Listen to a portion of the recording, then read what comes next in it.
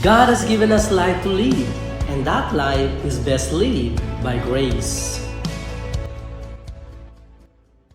Hello! Ito po si Baljamin Tatlong Hari. Kayo po ay nanonood ng Life and Grace.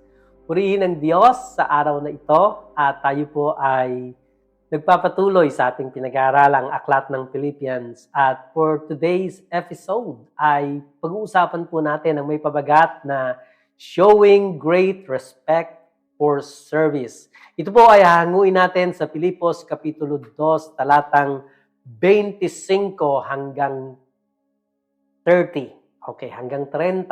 Okay. This will be our last episode on chapter 2 of Philippians. Ang sulat po ni Pablo sa mga taga-Pilipos. Isang iglesia na kauna-unahan niyang na-establish sa lugar ng Europe. Maaalala po natin na dito sa lugar na ito, siya kasama niya si Silas o yung tinatawag din nating si Silvanus ay nakulong po dahil sa pagpapahayag nila ng mabuting balita ng kaligtasan kay Kristo. At habang sila po ay nakakulong, sila po ay nagpupuri sa Panginoon at nag-aawitan para sa Panginoon. Hating gabi po iyon. Nabuksan ang mga paka ng kanilang tanikala at ang mga pintuan ng kulungan ay nabuksan din dahil sa isang matinding pagyanig na totoong ikinatakot ng gwardya na siya naman pong paraan upang maipahayag nila dito sa gwardya nito kasama ng kanyang pamilya ang kaligtasang dala ni Kristo. Ang account po nito ay mababasa ninyo sa Acts chapter 16. Dito sa sulat na ito sa mga taga-Pilipos, specifically sa chapter 2, si Pablo po ay nagsasabi ng kanyang pagnanais na maipadala po kaagad sa kanila si Timoteo na isa niyang kamanggagawang subok sa katapatan kay Pablo at ang layunin ng puso ay pareho para sa kapakanan ng mga taga-Pilipos. Plano niyang ipadala si Timoteo kapag nalaman na niya ang magiging kahihinatnan ng kanyang hatol mula sa Roma. Sa huling verse po na atin pong na-cover last time, sa verse 24, ay sinabi niyang nagtitiwala ako sa Panginoon na di magtatagal at makararating din naman ako sa inyo. Wow, tingnan niyo po ito. Narito ang kanyang pagpapatuloy. Sa pag-usapan po natin, Filipos Kapitulo 2, talatang 25. Ngunit iniisip kong kailangan pa ring isugo sa inyo si Epaprodito, na aking kapatid, kamanggagawa at kapwa-kawal, ang inyong sugo at lingkod para sa aking pangangailangan.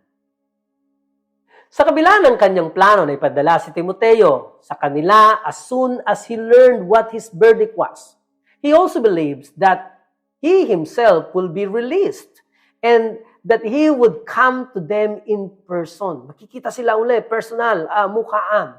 Despite of all this, he felt compelled to send Epaphroditus to them right away with the latest news kung ano po ang kalagayan niya.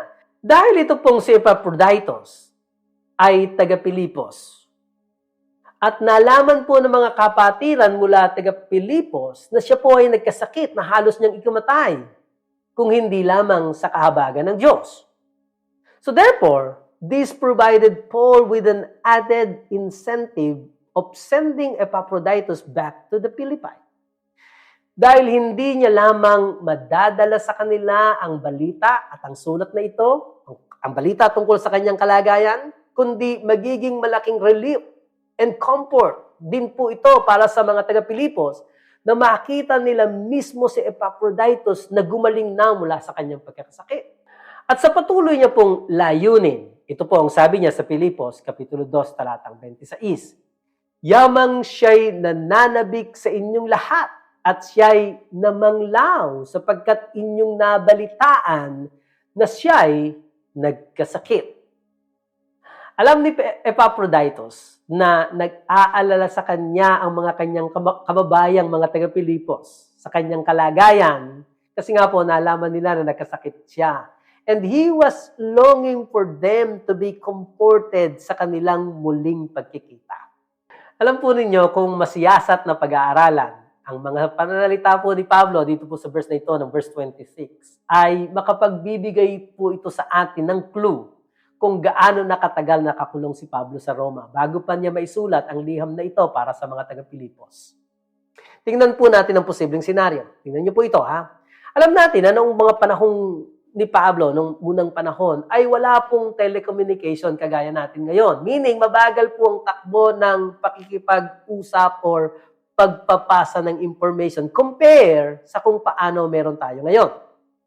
At para malaman nila ang mga pangyayari patungkol kay Pablo na siya ay ikinulong sa Roma, kailangan po na mayroong physical na mag-travel from Rome to Philippi para i-deliver ang message about his imprisonment. Alam niyo po, nangangailangan ito ng ilang linggo o buwan sa pagbiyahe. By boat po noon or I don't know, malamang by boat po ito. Wala pa pong eroplano nung panahon na yon. Pagkatapos itong malaman ng Iglesia ng Pilipos, ay ipinadala nila itong si Epaprodito para magdala po ng financial support kay Pablo galing sa Pilipos patungong Roma kung saan si Pablo po ay nakakulong. And again, nangangailangan na naman po ito ng mahaba-habang panahon ng paglalakbay. At pagdating po nitong Epaprodito na ito sa Roma, dala po ang support ng mga taga-Philippians para kay Pablo, malamang na 2 buwan na o mahigit ang nakalilipas from the time na nakulong si Pablo. Then, alam po natin, nagkasakit pa itong si Epaphroditus at sa kanyang pagkakasakit na ito, ay nabalitaan po ito ng mga taga-Pilipos. And then, nagpadala po ng mensahe ang mga taga-Pilipos patungong Roma para malaman nila na alam na po ang pagkakasakit ni Epaphroditus at sila po ay nag-aalala sa kanyang katatayuan. At kapag sinuma po natin ang pabalik-balik na palitan ng mensahe and relaying of information, aabutin ito ng higit mula sa 4 na buwan hanggang posibleng 1 taon. From the account of Acts chapter 28 verse 30, sinabi po dito na si Pablo po ay nakulong ng 2 taon sa Roma. At ang sulat para sa mga taga-Pilipos ay naisulat niya na malamang na mula sa 1 buwan noong siya ay magpasimulang makulong hanggang sa huling parte ng kanyang imprisonment sa Roma. Kung magkagayon, it is safe for us to assume na ang sulat niyang ito sa mga taga-Pilipos na ipinadala niya kay Epaphroditus ay naisulat niya 1 taon na siyang nakakulong sa kanyang imprisonment sa Rome. Ganito na po ito katagal. Sundan po natin, Pilipos Kapitulo 2, talatang 27. Totoo ngang nagkasakit siya na malapit ng mamatay. Ngunit, kinahabagan siya ng Diyos at hindi lamang siya kundi pati ako upang ako'y huwag magkaroon ng patong-patong na kalungkutan. Alam niyo po mga katagang ito, ngunit kinahabagan siya ng Diyos. Marami po ang nagbibigay ng pakahulugan na ang kagalingan o yung pong healing ay hindi isang karapatan para sa mga anak ng Diyos. Many claim that healing is not a right for us, mga children of God. At ito po ay isa lamang kaloob na nakadepende sa Diyos kung kanyang nanaising ibigay o hindi. Ngunit hindi po yan ang sinasabi ni Apostol Pablo dito. Healing has been purchased for the believers as part of atonement ni Kristo. Hindi po tatanggihan ni Lord ang kagalingan ng mga mananampalataya kung paanong hindi niya rin tumatanggi sa kanilang kapatawaran. That doesn't mean that we deserve healing. No, we don't. It is a gift of God kung paanong ang kaligtasan ay kaloob din lamang po sa atin ng Diyos. We don't deserve to have our sins forgiven. We cannot demand salvation from the Lord, but we can expect it. Ganon din naman ang kagalingan. Healing has been purchased for us through the atonement of Christ. Healing belongs to us, tayo pong mga mananampalataya. Pero dahil lamang sa kahabagan ng Diyos, kaya po tayo nagkakaroon ng kagalingan. At lahat ng pagpapagaling ay gawa ng habag ng Diyos.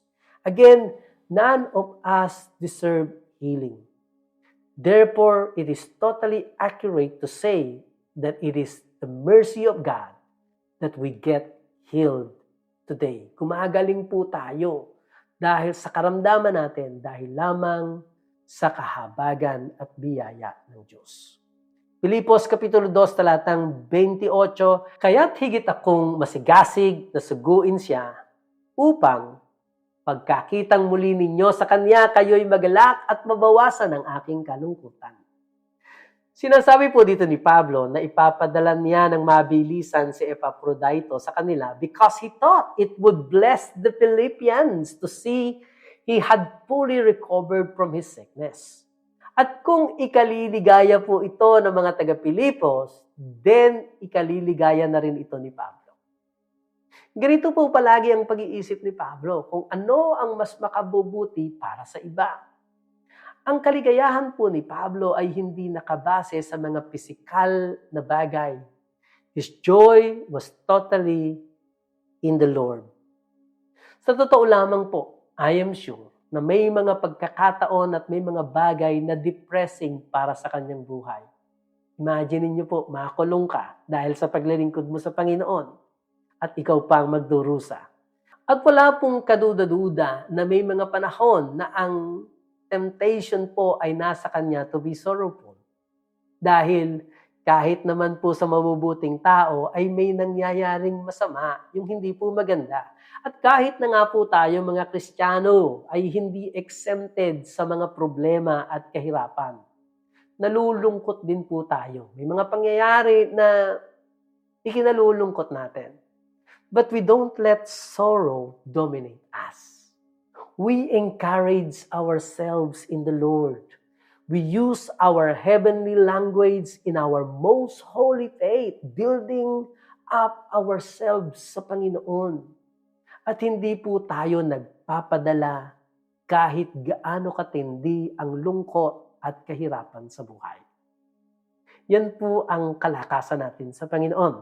Filipos Kapitulo 2, talatang 29, kaya tanggapin ninyo siya sa Panginoon ng buong galak at ang gayong mga tao ay parangalan ninyo.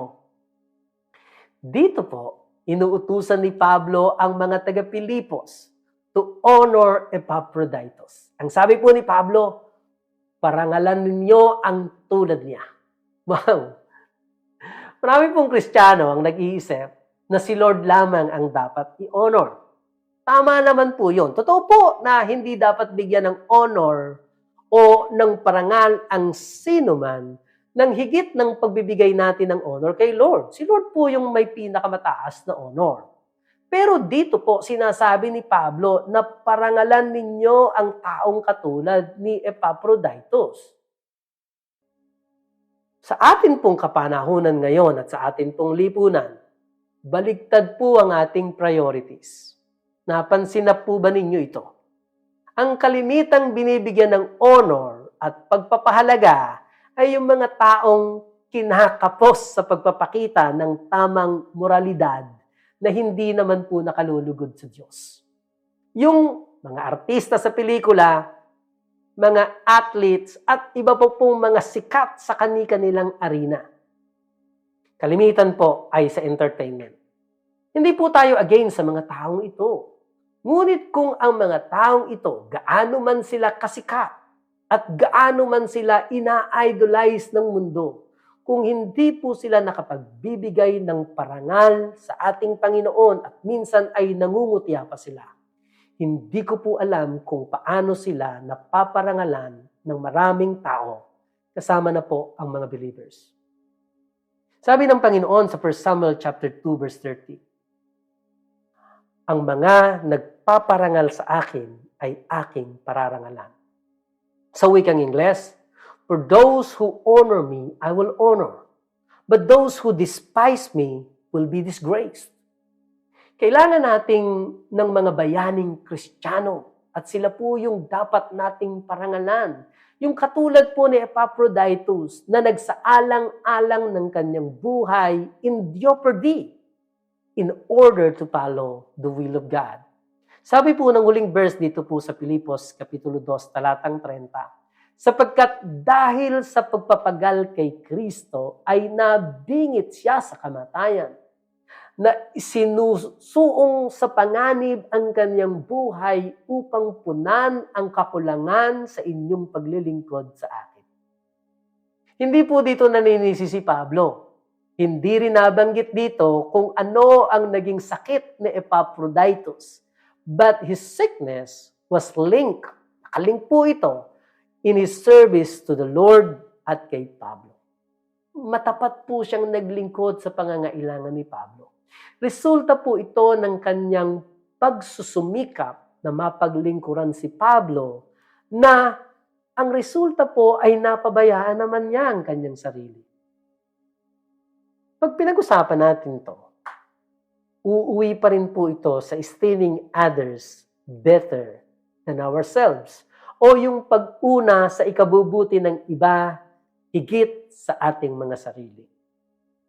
Alam niyo po, this worthy attitude ay patuloy nating makikita in display dito po sa sulat ni Pablo sa buong aklat ng Pilipos. Dahil ito rin ang ipinakita ni Jesus sa atin nang patunayan niya ang kanyang pagmamahal sa kanyang paglilingkod sa atin. Hindi niya po inalintana ang kanyang sarili, kundi namatay siya upang ikaw at ako ay mabuhay. Purihin ang Diyos. Magpapatuloy po tayo sa atin pong next episode na si Pablo ay patuloy na magbibigay ng napakaraming encouragement at napakahalagang bilin na kung makukuha natin sa ating sarili ay makapagpapabago ng ating mga pananaw sa mas mabuting paglilingkod sa Panginoon. Ito po si Baljamin na patuloy pong nagsasabi sa inyo, life is best lived by grace. Shalom!